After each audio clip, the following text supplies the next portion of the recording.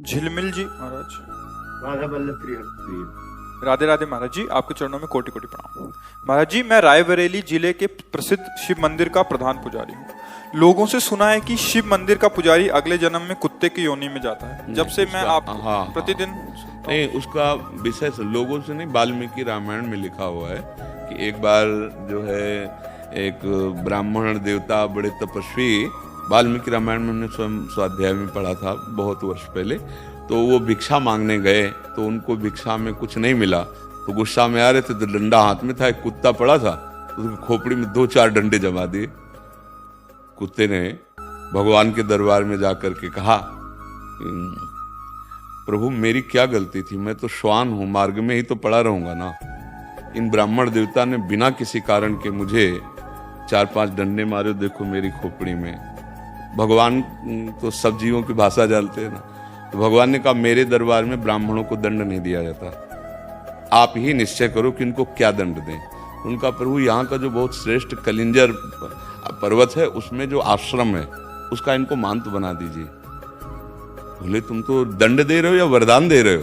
बोले प्रभु मैं पूर्व में महंत ही था, इसीलिए मैं आपको कह रहा हूं कि जब महंत बनेंगे ना और मनमानी आचरण करेंगे और भगवत अर्पित बिना किए जो भगवान के लिए आता है वो खाएंगे तो कुत्ता बनेंगे, तो हमारे जैसा इनको भी पता चलेगा कि श्वान योनि में कितना कष्ट होता है। इसका रहस्य आप समझ पाए?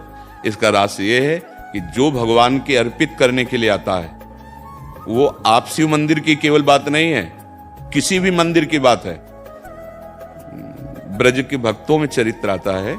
एक दिन एक विरक्त संत जो गुफा में भजन करते थे, क्योंकि जैसे गिरिराज जी है, नंदगांव है, बरसाना, यहाँ पर्वत हैं, तो यहाँ गुफाएं भी हैं, संत जन एकांतिक भजन, तो भिक्षा मांग के आ रहे थे, पीछे से आवाज है, बाबा सुन, अगर मुझे थोड़ा टुकड़ा दे दे तो मेरी प्रेत योनि से मुक्ति हो जाए। तो ऐसे मुड़ के देखा तो कोई नहीं दिखाई दिया, एक कुत्ता दिखाई दिया, तो वो लगा शायद ऐसे कानू। फिर अब बाबा सुनो ना आए, तो फिर मुड़ के देखा कौन हो तुम? तब बोले कि जो मैं कुत्ता रूप दिखाई दे रहा हूं मैं नंदालय का पुजारी हूं।